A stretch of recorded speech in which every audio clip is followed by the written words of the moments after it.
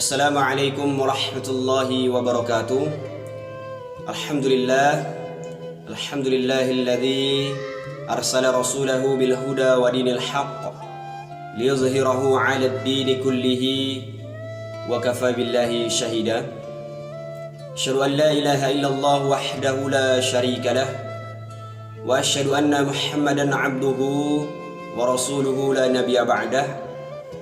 Allahumma salli wa sallim wa barik ala Muhammadin wa ala alihi wa sahbihi wa man tabi'ahum bi ihsanin ila yaumiddin. Alhamdulillahi rabbil alamin. Puji syukur kita kepada Allah Subhanahu wa taala yang masih memberikan kita nikmat iman dan iman Islam sehingga kita dapat melaksanakan ibadah-ibadah yang telah Allah tetapkan dan telah Rasulullah sallallahu alaihi wasallam contohkan di dalam kehidupan sehari-hari. Masyarul muslimin rahimani wa rahimakumullah.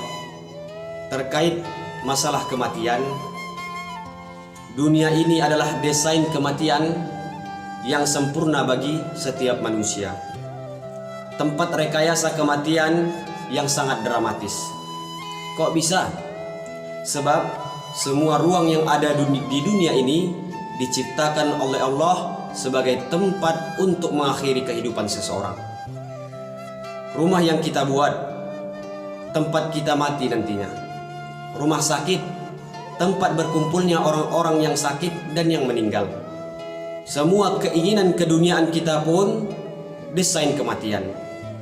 Mobil yang kita beli bisa menjadi alat rekayasa kematian untuk kematian diri kita dan kematian orang lain. Ketika terjadi kecelakaan dahsyat yang tidak disangka-sangka datangnya.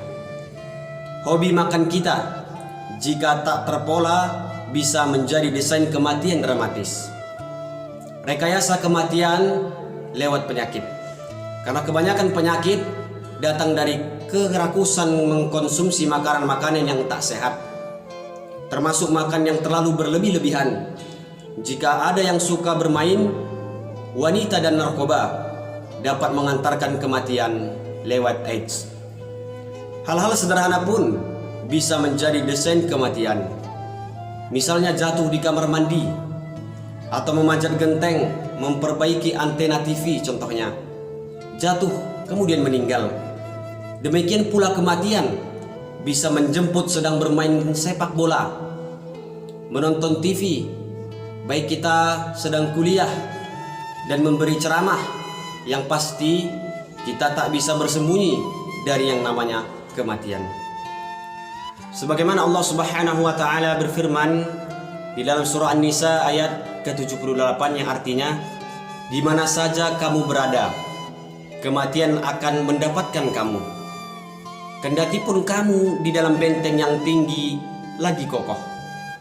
Perlahan tapi pasti, dunia ini sejatinya mengantarkan kita pada kematian. Namun banyak manusia yang tidak sadar. Malah mereka ingin hidup 1000 tahun lagi. Jika kematian pasti akan datang, pantaskah dunia ini menjadi tempat kita untuk bersenang-senang dan melupakan kehidupan akhirat sebagai tempat akhir yang abadi dan kekal?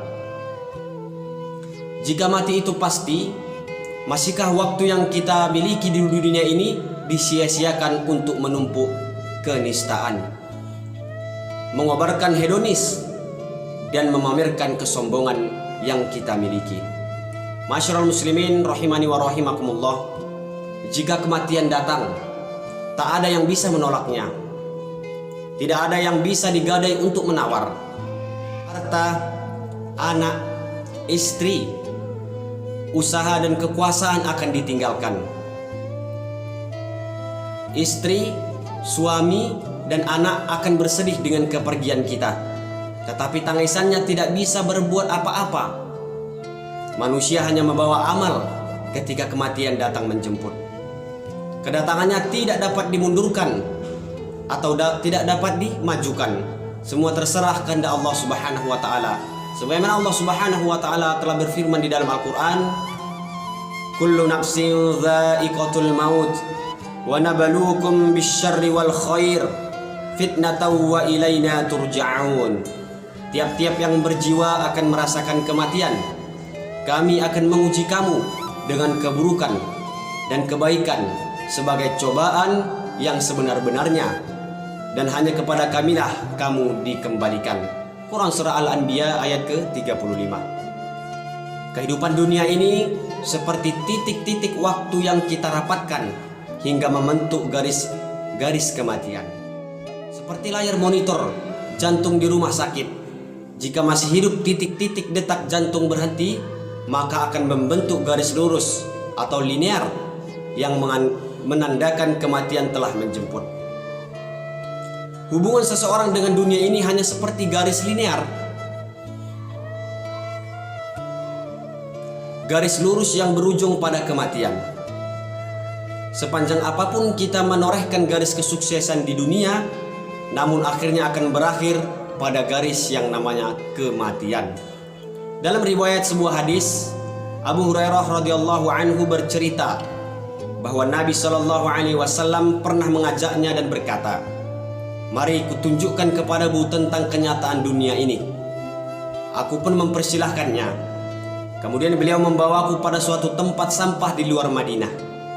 Di sana aku melihat tengkorak dan tulang belulang manusia terbenam dalam sampah bersama kotoran yang berserakan di mana-mana. Sambil memanggilku, Nabi berkata, "Inilah tengkorak-tengkorak manusia yang berisi otak yang tamak."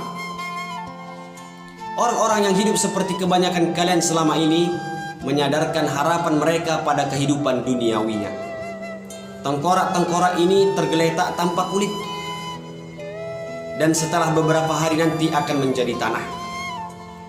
Dulu mereka berusaha keras untuk makan masakan lezat, tapi kini hanya dipenuhi dengan sampah. Keadaan mereka saat ini sangat mengerikan bagi siapa saja yang melihatnya. Melihat mereka yang dulunya menyukai aroma makanan membuat kamu dibenci padanya.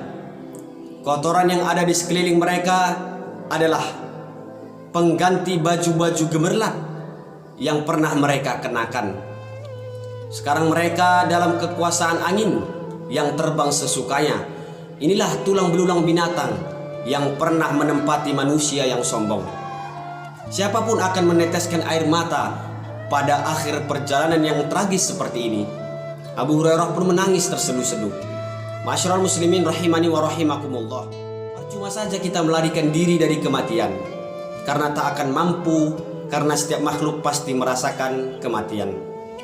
Allah Subhanahu wa taala berfirman, "Kullu nafsin dha'iqatul maut wa innama tuwaffawna ujurakum yawmal qiyamah faman zuhziha 'anil nari wa udkhilal jannata faqad faz wa mal hayatud dunya illa mata'ul ghurur."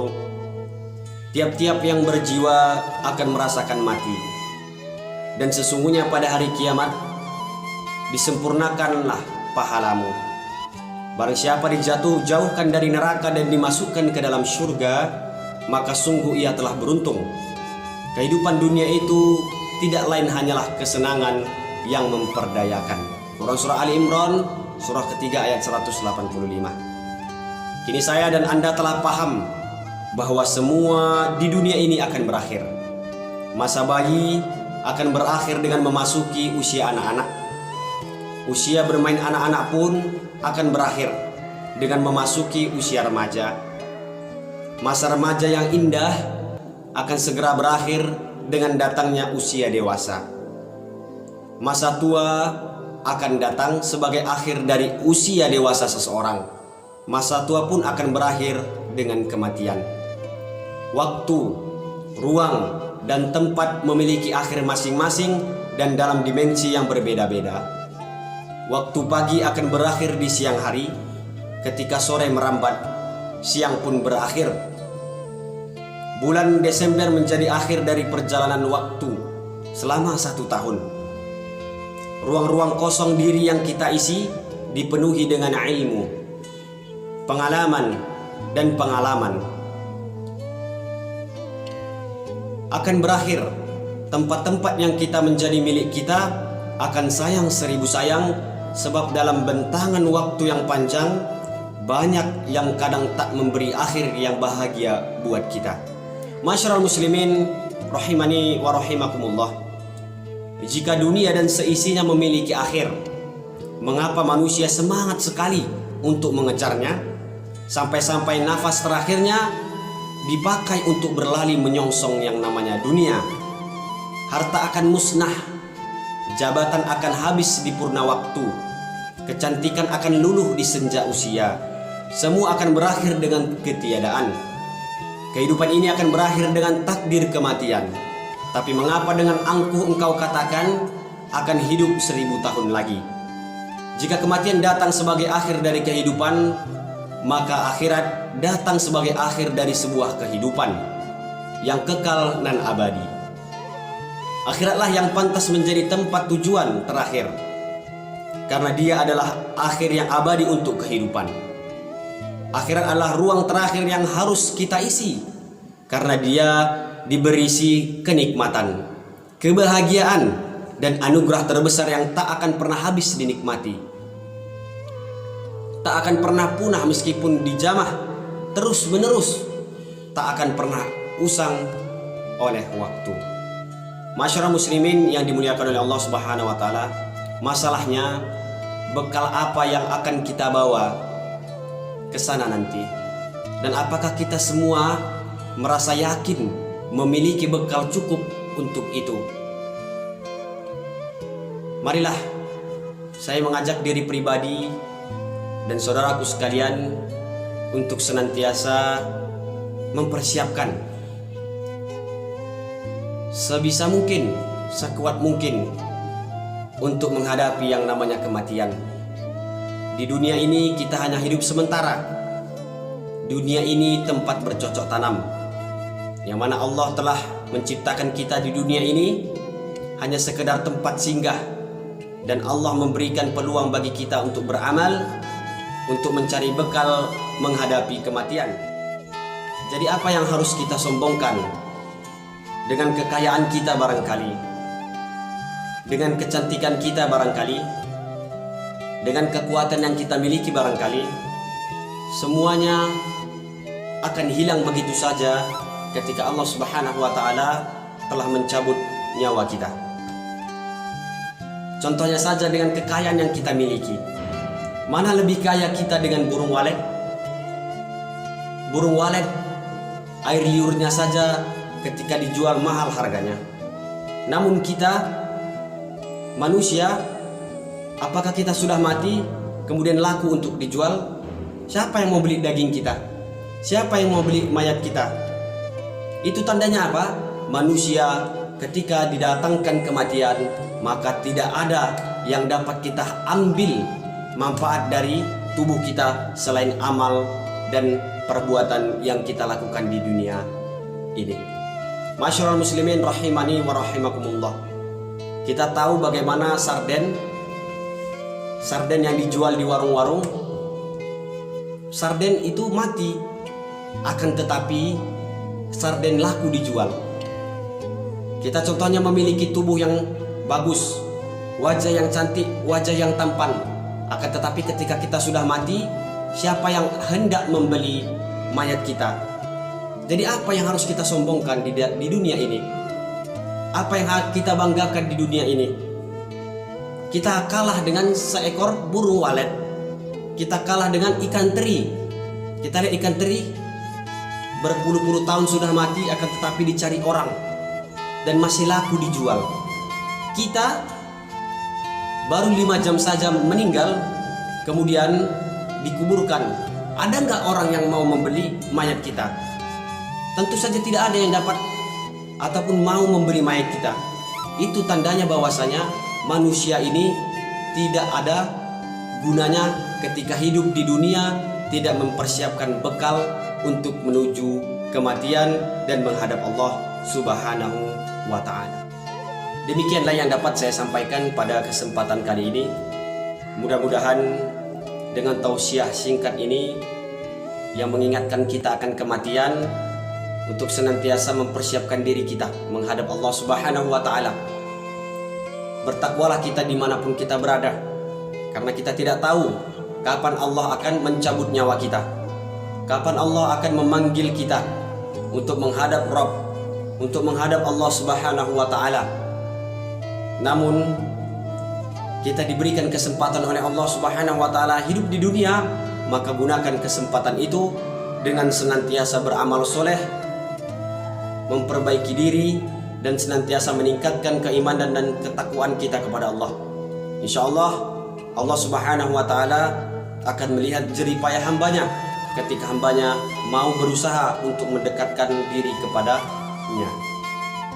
Demikian yang dapat saya sampaikan, mudah-mudahan bermanfaat baik buat diri saya sendiri dan buat kaum muslimin atau saudara-saudaraku sekalian. Kebenarannya datangnya dari Allah, kesalahannya datangnya dari kekhilafan dan kekurangan ilmu yang saya miliki. Billahi walil taufiq wal hidayah. Assalamualaikum warahmatullahi wabarakatuh.